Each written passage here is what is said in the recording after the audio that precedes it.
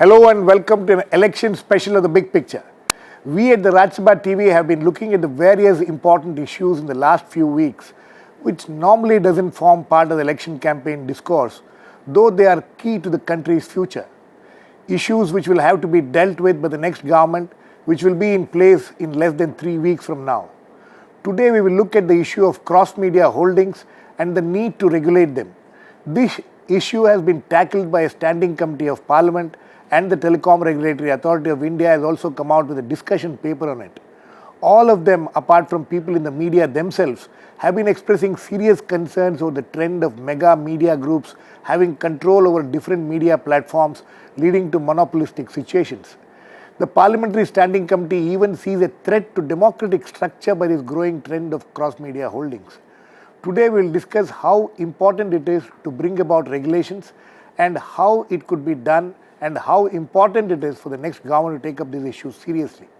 We will discuss all this over the next 1 hour with Nihal Singh, veteran journalist and who has been editor of some leading newspapers, Inder Badhwar, editor-in-chief of India Legal and a former editor of India Today apart from other media outfits, Paranjjoy Guha Thakurta, who has done some seminal work on the issue of cross-media holdings, and Dilip Cherian, founder of Perfect Relations and a media observer. Welcome to all of you. Paranjjoy, I would like to come to you first. You have looked at this issue pretty, at length, and you've written also at length. You think that the TRI's discussion paper is leading us to somewhere? Honestly, I don't think it's going to lead us anywhere. And I'll tell you why. I think the political class and the owners of large media organizations, they can shout and scream at each other every now and then, but I don't think they're going to do anything to hurt each other's interests. And I think at the end of the day, the government is wary of doing something which will be perceived as somehow trying to restrict or regulate the working of media organizations. Having said this, this is not an argument to say there should be no regulation.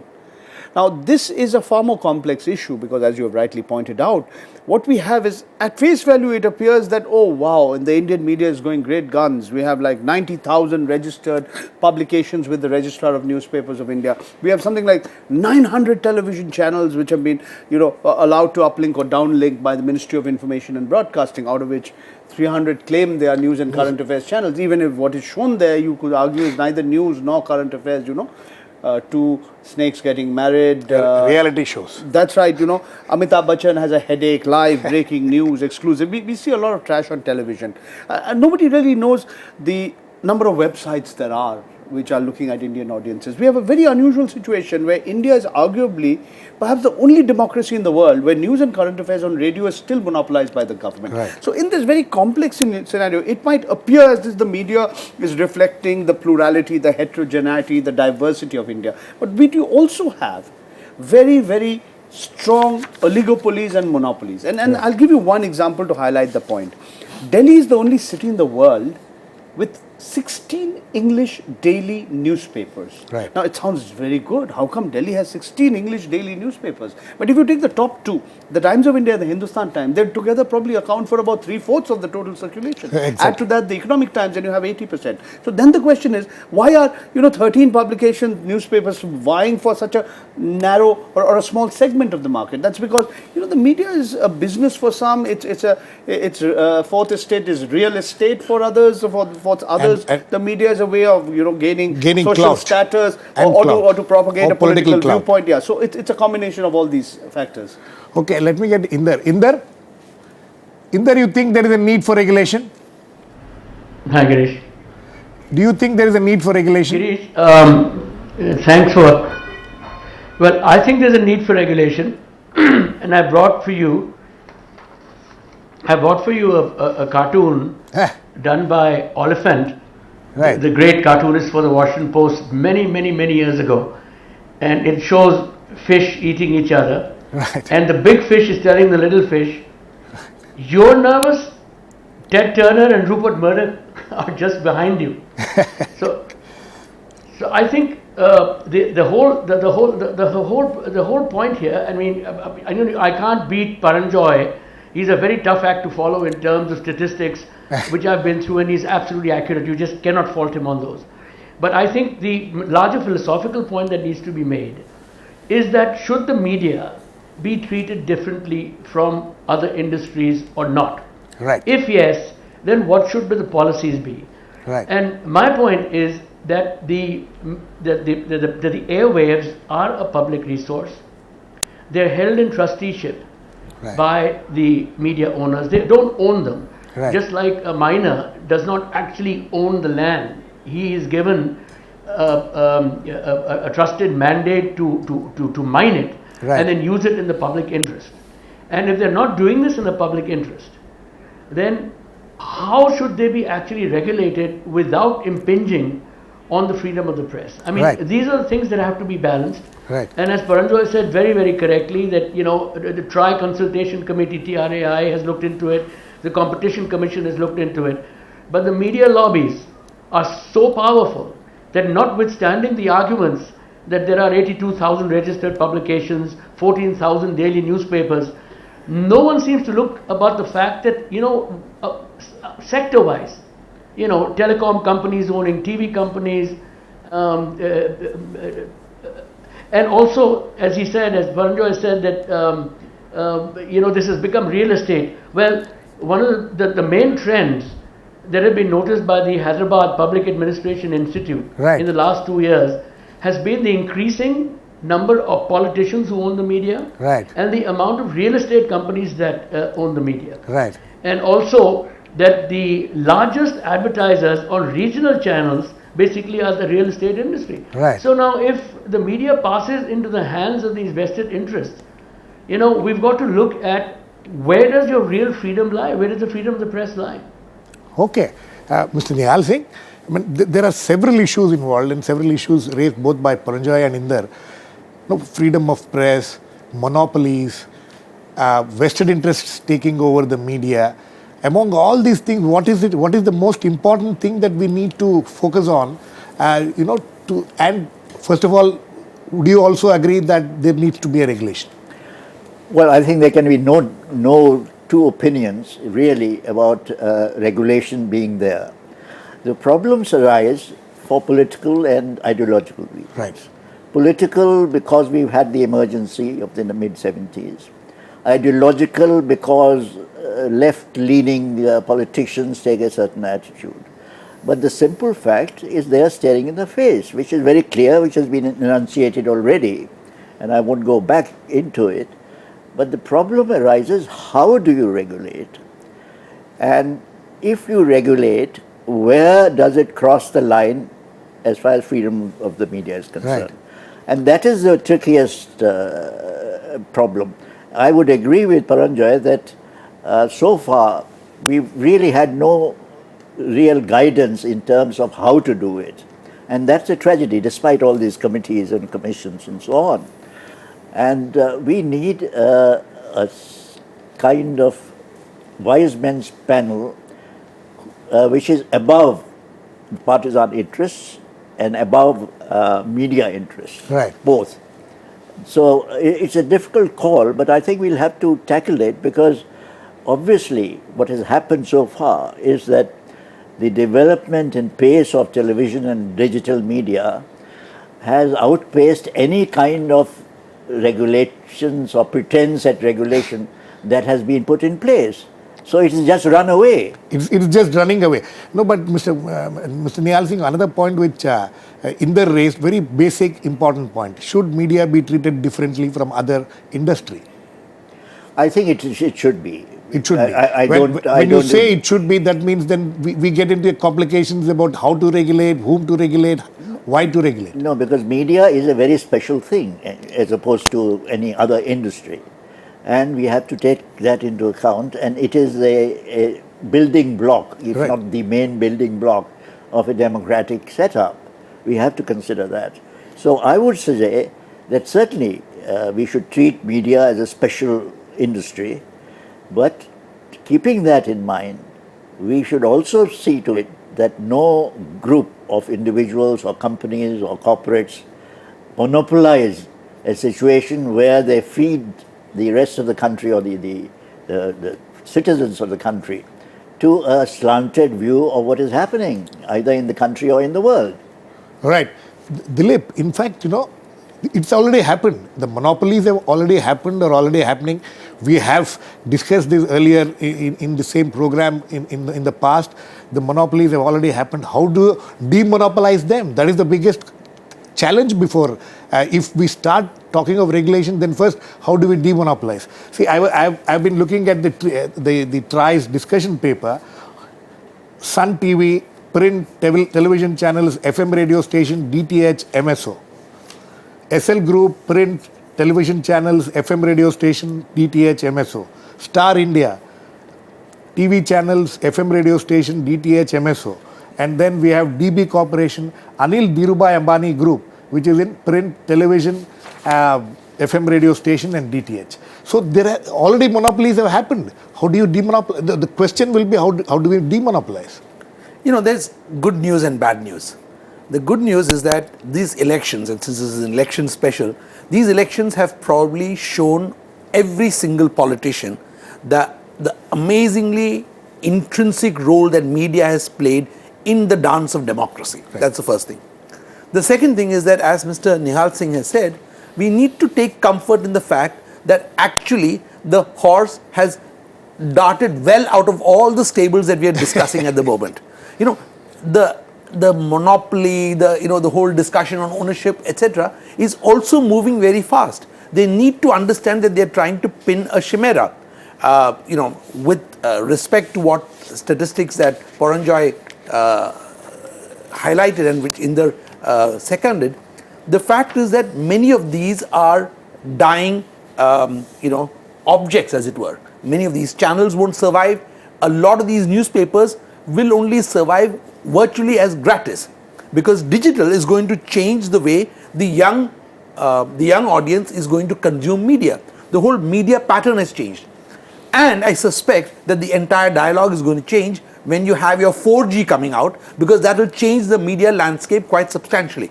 Not just in terms of consumption, but in terms of production. What actually gets produced and who takes control of it. Today's viewer, today's consumer of news is increasingly becoming as much a producer of news. So there is a democratization taking place in the production of media. And that is something that needs to be encouraged. We need to make sure only of one thing, I would say, and this is where they need to move very fast, to ensure that no roadblocks happen there and monopolies don't take charge of the pipes in such a way that they can strangle democracy at the next stage. Monopolies don't take charge, but I'll come to you, Paranjjoy. One more question, Dilip. Looking at the advertising pie, that is where the whole game lies, in fact. These monopolies have monopolized the advertising also. And how do we, which means that, as Paranjjoy was pointing out, we say 16 newspapers in Delhi, but ultimately the advertising pie lies with only one or two, the top people. So that's where the problem lies also, right? I don't think we need to sort of draw the net so far wide. What we need to figure out is allow the pipes to be free and fair, allow more and more players in, ensure that nobody takes control of platforms in such a way that they are able to strangle somebody else.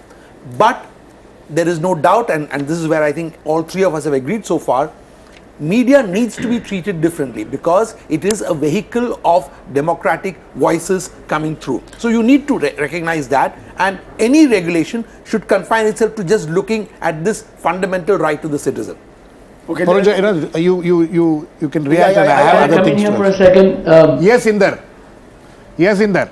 Can I come in here for a second? Yes, Inder. Girish. Yes. Yeah. You see, I think because I'm just taking off from what the last speaker said, what Dilip just said. Dilip. The point is this, that we've been debating this for donkey's years. Right. In fact, this question was raised by Jaipal Reddy when he was the Absolutely. INB minister a long time ago, Right. and was very quickly shoved out of the scene. Right. Right. Same question was discussed in America as in 1934. Right. And this is when the Federal Communications Commission came into being, the Federal Trade Commission came into being, and the Department of Justice Antitrust Division began actually to look at media monopolies, vertical integration as well as horizontal integration.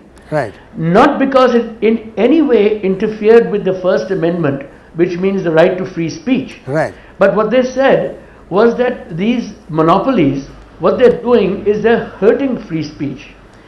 And that the breaking up of oligopolies actually is something that, and encouraging competition is something that is in favor of the free market. It was to protect the free market that these regulatory agencies came in.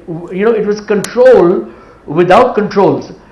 And to take off from what you said, as far as 4G is concerned, now when conversion happens, and I want to put this question to the entire panel here, when conversion happens, it's going to happen very soon. What will Mukesh Ambani do when 4G takes off and he owns content and he owns distribution and everything else? Absolutely. This question has not even been addressed. Anil Ambani Right. came dangerously close to controlling the entire the whole shebang during the 3G thing. Right. He owned content, he owned technology, he owned news, he owned distribution, he owned entertainment.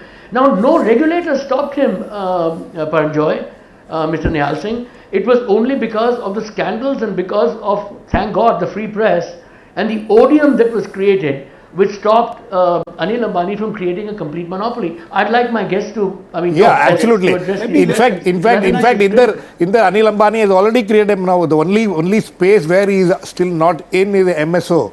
Otherwise he is there in all the other four categories. Yeah. Girish, let me add a few points to what has been said. I'm by and large in agreement with what everybody has said, but let me try and add a few additional points. Firstly, the point that Inder made. One is this issue of horizontal, sort of consolidation, vertical consolidation. What do you mean by vertical? That means the same guy who's producing the content is also distributing the content. Now that we have classic cases, Sun, SL, a whole lot of other examples. Sun TV, SL, Star India. Then you have the issue of horizontal, monopolies where the same media conglomerate is controlling print, radio, television, internet in a particular geographical area. You see, the problem in India is that you treat these as individual corporate entities. You don't treat them as corporate groups. So a particular set of promoters can have 5 different companies doing five different things. This is where the Competition Commission of India has to come in. Second point, and I think this is very important, the problem in India right now is not only do we have ineffective regulation, we have a multiplicity of regulators. Right. Example, cinema, you have the Central Board of Film Certification. Print, you have the Press Council of India, which is a quasi-judicial body set up by an Act of Parliament with no powers to punish anybody. Absolutely. 3, you look at television, you have the Information and Broadcasting Ministry, which has a right to grant you a license, suspend it or take it away. But you also have a techno-commercial regulator called the Telecom Regulatory Authority of India. And on top of all this, you have something called the CERT, the Computer Emergency Response Team, which is part of the Ministry of Communication and Information Technology. It comes under the Department of Electronics and Information Technology. In this day and age of convergence... What about the Competition Commission, Paranjjoy? I just mentioned it in there, that the Competition Commission has to also come in. So the point is, in this day and age of convergence, as we are talking about 4G and everything, it's about time we have to take a holistic view. I mean, in America, you have the Federal Communications Commission. The Leveson Commission report in the UK has also argued for a need. I mean, we can't look at it piecemeal. Today, it's all there. What's the difference between telecom and broadcasting? It's over. The world is debating how the internet needs to be governed. We've just had a meeting at Sao Paulo, and there's been a huge dispute about how the internet needs to grow. What is this whole idea of a multi-stakeholder governance? What is this whole idea of government regulation? What is this whole idea of having a United Nations kind of body? There are huge disputes. At the end of the day, if all of us all agree that we believe that freedom of expression is a fundamental right of every citizen, we have to take these issues, we have to debate these issues, and I think they are very, very important. Mr. Nihal Singh, fundamental freedom of right issues, freedom of expression, freedom of press, and all this. How have you seen it in other countries happening? You just mentioned about US, UK. How are the other countries dealing with this? No, I think the other countries had an advantage that they had regulations put in place in most countries. Before this growth took place. The explosion of media in terms of the various forms of it. Right. So they had that advantage which we didn't have. They anticipated it, you're absolutely right. Yeah. Right. But the second point is, that he was talking about the different bodies and regulations and so on. I mean, Amartya Sen has called Indians the argumentative Indians. I would call them the regulatory Indians. because everything in life has to be regulated to the nth degree, to the extent that, you know, you are ridiculous. You don't attack the problem and you just spawn greater bureaucracy and regulations which have to be complied with and so on. So that is the second problem. Third, I think, is that we have to be clear to have a kind of a wise men's panel, which I was talking about, which doesn't have either corporate interests or ideological political interests. What kind of a body are you And researching? that would be a very difficult thing to put together. To put together, but it can be put together. I mean, there can be honest people who are interested in the freedom of the press, which is supreme, in my view, and also a kind of a regulatory regime which is fair to everybody, to ensure that X number of big guys don't run away with the whole sections of media. Dilip, you know, the 4G, where even Inder was talking of 4G. What are you envisaging when the 4G comes in? What will happen? What can happen which has not happened so far, and which can really create more problems as far as this whole issue of cross-media holdings are concerned? I'm not sure whether it will create problems or whether it will create new opportunities Or new problems also. a different set of problems. But I think we should recognize that this greater convergence which will happen allows people who own those platforms to also, you know, exactly what's happening with Google, that you can in some senses direct a certain volume of traffic in a certain way, and you wouldn't know till it's much too late, which is how advertising will then measure what you're producing, and that could skew markets in the way of those who are owners of products as well as owners of the platforms. Content and platform. Absolutely. The other thing is that we need to understand that with 4G, what would change is that there will be a lot more, as I said, of democratization of the production of news.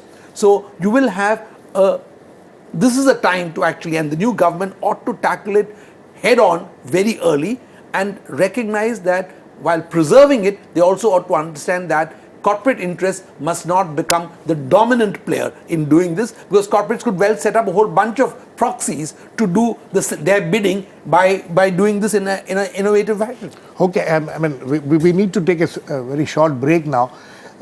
The point which you made about corporate interest and all, we'll discuss that, but we'll go into a very short break. We'll come back very soon. Please keep watching.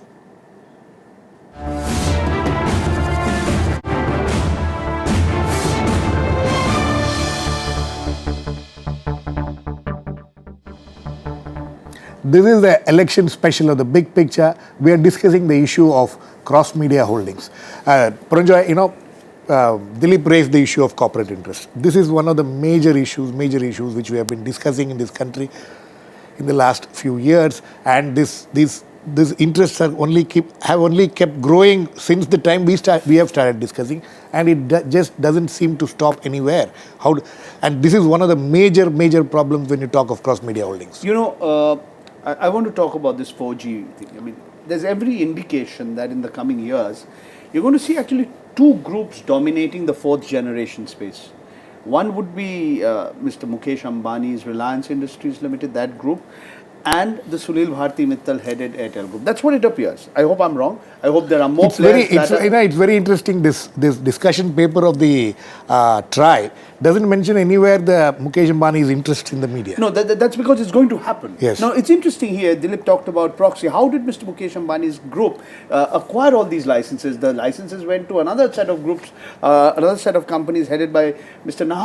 Mahendra Nahata, but eventually Mr. Mukesh Ambani bought over those things. You know, we don't have transparent mergers and acquisitions guidelines. That's one issue. Yes. But the whole thing is, at the end of the day, the producers of content and the distributors of content, if they're the same person, then is this going to lead to, you know, freedom of expression, greater diversity, greater plurality, or are we going to see certain kinds of consent being manufactured, to use Noam Chomsky's very famous phrase, which to some extent we are already seeing. I mean, for instance, the corporate sector in India is plugging desperately for Mr. Narendra Modi. Right. I mean, I don't think Indira Gandhi or Manmohan Singh or Mr. Vajpayee or Mr. Advani, any one political leader has been so openly endorsed by the corporate sector, India Incorporated. I'm also seeing for the first time, and this is unique, the kind of splurge in publicity and advertising. Right. I mean, the huge amounts of money that are being spent, whether it be on hoardings or newspapers or television channels or third dimensional fancy, road shows or whatnot. So where is all this money going to come from? It's coming from, it's going to come from the corporate sector. I have no doubts about that. We know there are no limits on political parties' funding, though there are limits on individual candidates, how much they can spend. So we are seeing all this getting very, very, very, very, very murky. It's all very fine to say self-regulation is the best form of regulation, of course. But we don't live in a 19th self-regulation. What do you do about the corrupt elements? What do you do about those who are indulging in paid news? What do you do about those guys who are masquerading, advertising, and pretending that it's news? I mean, is the Election Commission the only body who's going to try and fight against this? And that can happen only during elections. What happens when there are no elections? The real trouble happens in peacetime. Well, in peacetime, not during election time. And election time we are seeing enough. Yes, Inder, the corporate interests getting to play a major role. Whole question of paid news, I think, yes. I'm sorry I had lost the link for about the last 5 or 6 minutes, so I couldn't follow, but in case... No, we are talking of that. If I'm repeating something, Girish, let me know. No, I think Paranjjoy touching on this business of paid news has everything to do with the topic at hand right now, because, the bigger the monopoly, the easier for the monopoly to get paid off. I mean, it's just common sense. You don't have to be an economist to know this. Now, the other point, of course, is when you talk about media monopolies, and you talk about the corporate interest. Everyone talks about market share. Inder, one second. Domination.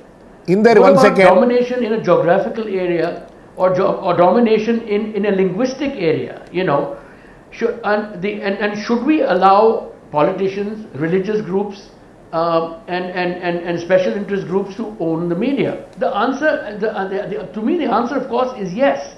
But the critical thing I think that I want to throw open to the panel is the question of transparency of ownership. Exactly. The print media has this annual report, and now some of the names are given. But how many of us know how much of the India today is owned by the Birlas? How much do we know about IBN and what percentage of shares the Ambanis have in IBN? How do we know whose relative owns what, etc., etc.? Now, MIB, Ministry of Information and Broadcasting, has all the data, but we don't know the details. We don't. So when you were asking how do these things happen and how do they come about in foreign countries, it wasn't that the government stepped in on its own. There was a huge amount of public pressure that recognized very sensibly the balance between freedom of expression as well as the censorious effect that monopolies have on this freedom of expression. And there were groups, there were consumer groups formed all over, there were consumer movement. Actually, there were civil society movements that prompted the enactment of the 1934 Communications Act, as well as the formation of the Federal Trade Commission to monitor deceptive advertising and to regulate the whole broadcast industry. Okay, Mr. Nihal Singh, you have been around for longest time than anybody else here in this thing. Were these issues never discussed in the past, say in the 50s, the 60s, when we became independent? After that, during Nehru's time, were these issues never discussed? But did they not come up at all in the in the discourse? Not really. I mean, if you look at the 1947 era, for instance, when we became independent, it was either radio, which was government controlled, without any private participation, or even now print. News is controlled. News is controlled by the radio. Or print. Now, nobody, I think, consciously, certainly not the independence generation of leaders, foresaw the kind of revolution technology would bring about. So they did. But how is it? Inder was talking about in 1934 in United States, they were discussing all these things, and it never got caught on in India. No, it didn't catch on in India. We had a limited ken, as far as I can recall, because nobody debated it, and frankly, nobody had the leap of wisdom to anticipate the kind of problems that would come. You know, a very brief intervention to what Mr. Nihal Singh has said. You know, Pandit Jawaharlal Nehru and Krishna Menon, they often talked about this jute and steel. Exactly. Press. You know, we know that the South Jain family had interest in jute. We know that Mr. Ramnath Goenka tried to unsuccessfully acquire the Indian Iron and Steel Company. The Tatas had interest in the Statesman at one point of time and Tata Steel. But no, that was not such a big problem. Today we have a different problem. Today, having made huge amounts of money in the media, these media groups have gone into steel and power and mining and things. It's happening. Whether it be the Bhaskar group, whether it be the Dardas who are into coal mining. So we see the other kind of business. Paranjjoy, in fact, it's happening both ways. You know, people are making money from the media and entering other fields. People who have made money from real estate and things like that are coming into. It's happening real both ways. estate, as was mentioned earlier, is a very prominent, member of the media fraternity. And I think we are forgetting one more thing here. The real reason why real estate has got into it is because, unfortunately, why has corporate interests come in? Because a lot of media is simply not profitable, and somebody has to write out a check to make sure journalists are employed, and that is another thing that we have to understand. We have to know. The very existence of media depends on some patron, stroke investor, whatever you want to call him, and he or she will have interests of their own, which must have made money somewhere else. Because otherwise, who will write out the checks to make sure information flows out? No, let me get Inder, who will write out the checks? Now, how much? Well, it's a valid question and it's a valid discussion. We need to understand the profitability of the media, where the money is going to come from, how it is going to come from. But if these people who are going to write out the checks, how long are they going to keep writing out the checks if the media is not profitable? Well, that's a very good question, and I have an answer to that. Yes. After all, you do have the BBC. I am not saying that we should have total state-controlled media in India, but you do have BBC as a wonderfully viable alternative. You do have the public broadcasting service in PBS, which is funded through public money. It is funded through foundations. It is funded through charitable grants, as well as you have the right on your tax return in the States to pledge a certain amount of money to these to the public broadcasting service, which have produced some of the finest independent journalism that I've ever seen. Absolutely. Now, this is no flattery to you, Girish, or to Rajya Sabha or Lok Sabha TV, but I have heard it said more and more often that today these so-called quote-unquote state-controlled stations like yours are allowing more freedom of discussion on subjects like this. For instance, I'd wonder if someone like Paranjjoy or Arun Puri or someone would really allow a free and frank and free-flowing discussion on a subject like this, because it would hurt their pocketbooks. But Rajya Sabha TV is doing it, and it's got the money, and it's being watched. It's being watched from Kanyakumari to Kashmir. Now the other thing is that radio, we've not talked about radio and allowing news 24 hours on radio. Why don't I make a suggestion? Let's see, maybe Paranjjoy will laugh at me and maybe the others will. But I have a suggestion. Yes. Why don't we create a radio broadcasting corporation at a central level funded by public funds, right? 24-hour news, and make it autonomous. So at least we can get 24-hour news on radio. The real news. And run by the greatest professionals. Pay them decent salaries. I mean, don't go vulgar. Because a lot of these salaries of these anchors from these large television stations, I mean, the vulgarity is in the 2 to 3 to 4 crore a year salaries that these anchors make. And then so much of this whole thing becomes top heavy, that these anchors themselves become businessmen. So it's not just the businessman who's a businessman, but the anchors have become businessmen. So I'm only suggesting an alternative model. No, what do you think of this? No, yes. I would like to get Mr. Nihal Singh also, but Just brief intervention. In that, some of us, I'm a member of the governing council of a non-government organization called Common Cause. It's currently in the Supreme Court, and the Supreme Court has said that, has asked the government, I mean, there's no rationale for, restricting news and current affairs on radio to Akashvani or All India Radio. I mean, we are the only democracy in the world which has such a restriction. It goes against, that Cricket Association of Bengal. 1 minute. You see the point, which is a bigger point, and it's not an easy point. Media organizations have to maximize their profit. They are a business organization, but they're also the fourth estate, and dissemination of information for the benefit of the public is also the reason why media organizations call for special privileges. Absolutely. All right. Now, as Dilip rightly had pointed out, today we are going through a very, very unusual phase. The worldwide recession, the economic slowdown across the world has squeezed the expenditure on marketing services. Simultaneously, the growth of the internet has hurt the traditional media organization. So it's like a kind of double whammy. So the question is, who's going to fund that investigative reporter? Will it be an NGO? Will it be a government body? Will it be a philanthropist? These are very, very important questions. Somebody has to pick up that tab. If you want a good journalist to dig up that dirt, to take on, those who are in positions of power and authority, to play that role of that adversary and antagonist, these are huge questions. And I think the media is going through a stage where none of us really know where quality investigative journalism, how it's going to be funded. No, we have seen in the recent past some of the best investigative journalists trying to go out on their own, started a website and things like that, but it's been very difficult for them to function. Mr. Nihal Singh, another point which Paranjjoy is making about radio, saying that, radio should be opened up and things like that. But radio will be opened up. Let's assume it will be opened up very soon. And then what happens? We will find the same situation. We'll have the same problems which we are having in terms of what we are seeing in television channels.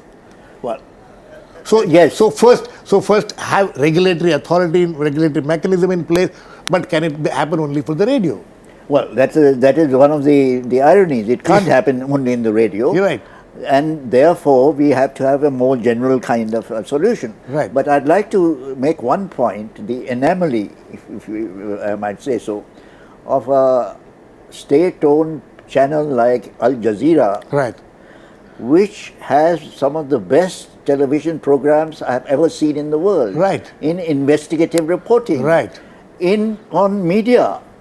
Some of the best programs on the media are on Al Jazeera. They have a special section on them, and a whole. But how is it, lot of Mr. Nihal Singh? The question is, Al Jazeera is owned by the government, but does these programs hurt the government? Are there programs coming which are hurting their government? I mean, there are all kinds of investigative stories being done enough, but about others, not about themselves. No, yes, of course. But as long as they are serving this purpose, I'm all for it. Right. Two, I think the owners are very rich, but small enough as a country to be able to do that. So that is another aspect of it. I mean, they don't have big territorial disputes and things like that. But anyway, that apart. And lots of oil. Well, oil, gas, so they have all the money. No, the problem is we cannot get away from having a real regulatory regime which takes care fully of the freedom of media while ensuring that X number of corporate groups or other interested parties, whatever they might be, do not have a large slice of the media in terms of influencing public opinion their way. Dilip, we have been discussing this for long. How do we control corporate interests getting into the media? Now that they have already gotten, now they have major, shares in many of the major media ventures. How do we control them now? You'll have to do a bit of disentangling. It's going to be tough. It's going to be painful, but it's got to happen. Secondly, a good time to do this is when there is a natural process of shakedown, because a lot of people will want exits, and it's a good time to do that. And three, as Mr. Nihal Singh said, it is time to put together a bunch of people whose interest is the media and public information, and allow them the opportunity to quickly cut through the bureaucratic, multi-level kind of marketing that is being done without ideology. Look at what is the consumer entitled to, ensure that there is a way of funding it and allow a certain amount of public shareholding in this mandatorily to make sure that the public also becomes a co-owner in what they produce and what they broadcast. In there, how do we disentangle? The corporate interests have taken over so much in most of the major media houses. How do we disentangle them?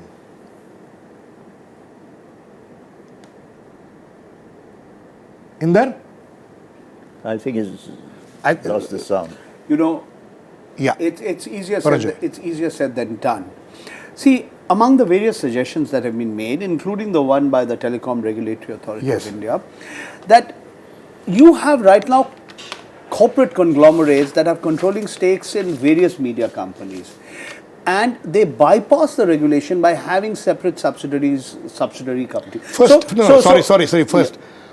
First, transparency of the ownership pattern. Absolutely. How do we ensure Precisely, that? Precisely. How do we ensure that? So these companies and these entities and these conglomerates, they have to make their accounts far more transparent. Now, what is the present situation? The Companies Act, the penalty for not giving your annual report on time or delaying it is piffling.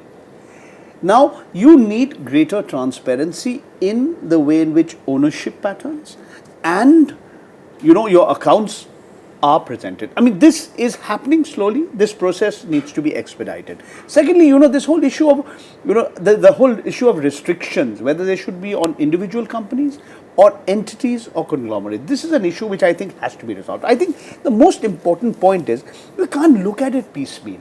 As Mr. Nihal Singh was saying, whether you want to put together a committee of, you know, wise old people who are impartial, or whether you need a different kind of a Lokpal, you know, you have to look at why are all these so many agencies so ineffective.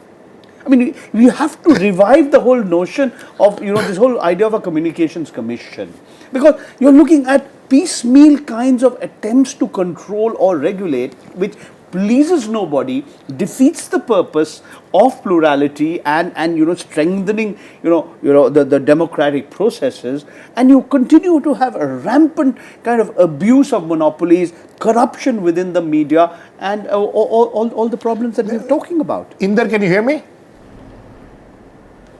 Inder, can you hear me? Yeah, again, Okay. I lost you for 5 Yeah, minutes, yeah. but did you get my last No, thing on Inder, radio? Did that come through? Yeah, Inder, my question is this, that, you know, there are 2-3 things which needs to be done. One is, Yeah. how do we have a common regulatory authority instead of these multi-regulators which are creating, which ends up with nobody being able to do anything. And second thing is, how do we disentangle the corporate interests in the media?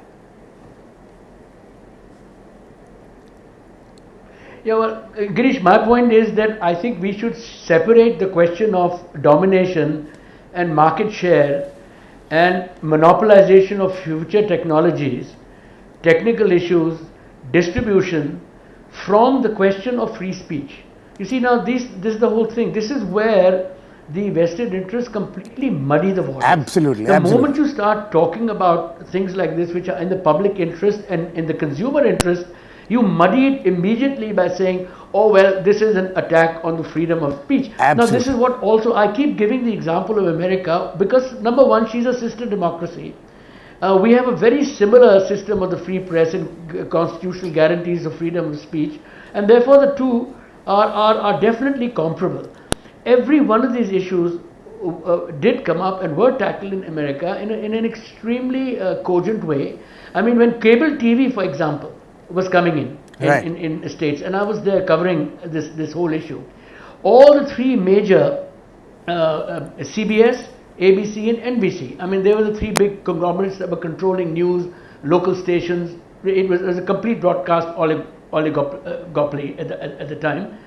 They lobbied with millions and billions of dollars to stop cable TV and then later on satellite TV from coming in by saying to the Americans that, look, this is taking away your right of free speech, because right now it's called free TV. You are looking at it because it's coming from these huge TV towers, Right. and it's coming to you free. Right. Now you'll have to pay for it, right? And they called that, they perverted the whole argument and called it paid news, and it became a free speech issue, which is exactly, unfortunately, what some of our media barons do. Right. It includes Ms. Shobna Bhartiya, it includes, I'm not going to name names, but we You have know already exactly the taken. people who argue against these things, and they also include, So the point is, once you separate these issues, you can at least start with one solid regulation, is that print radio broadcasters cannot own distribution. Surely that's one way to start, or not more than say 15% or 20% of distribution. Right.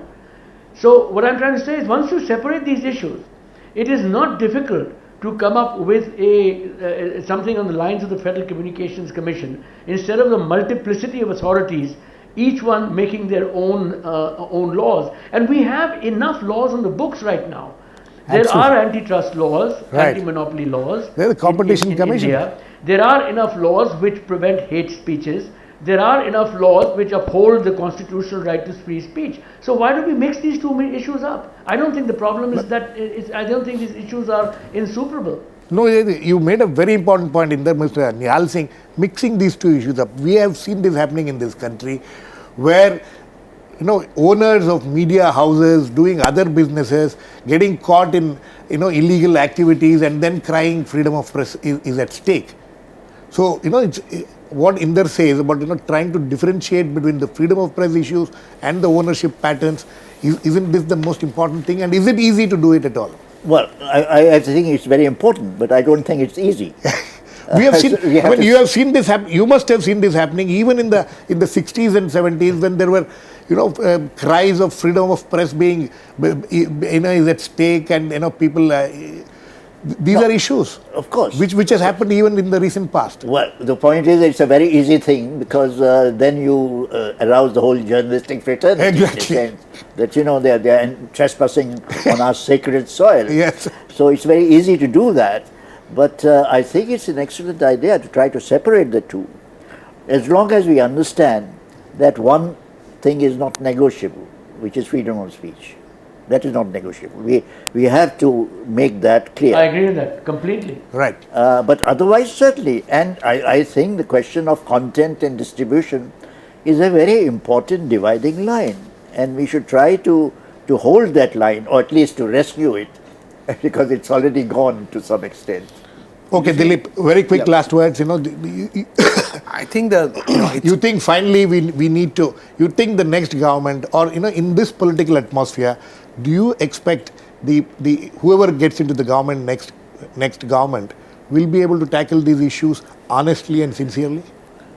Well, irrespective of who gets in, I think there are some levers which are in government's control. For example, this multiplicity of controlling bodies and regulators can easily be collapsed by somebody for whom governance is important. So I think if they do that, that's a good place to start.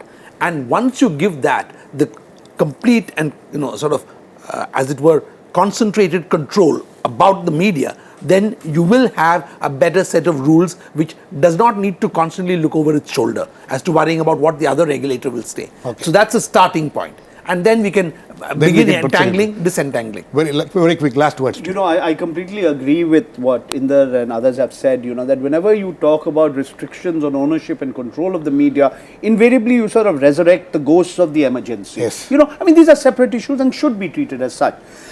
I agree also what with Mr. Nihal Singh said, that you can not negotiate this whole issue of freedom of expression. There are indeed reasonable restrictions on that fundamental right, and these have to be clearly defined. Who decides what is reasonable and not? How the courts of law, how the laws of defamation, the laws of libel, all of these are important. I think the agenda for the next government is very clear. I think the first thing they need to do is give up control, give up All India Radio's monopoly on news and current affairs on radio. I think that's a very low-hanging fruit. It should be done.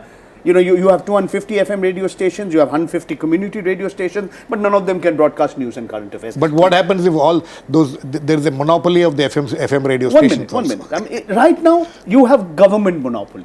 Now, let's break that. Then we can deal with other monopolies. And I think what as earlier said is, it's about time we thought of an omnibus kind of regulatory framework instead of having these multiple authorities which are all often work at cross purpose. I think on that note we need to end. The fact is that it's a very complicated issue, as you must have heard in the last 1 hour or so. But the fact is that we cannot wait any more further. The issue has become serious. Cross-media monopoly is a major, major problem. So it needs to be tackled, whoever is going to come into the government next. But as most of my guests said, hopefully it will start where we will have one regulator, multiplicity of regulators are ended.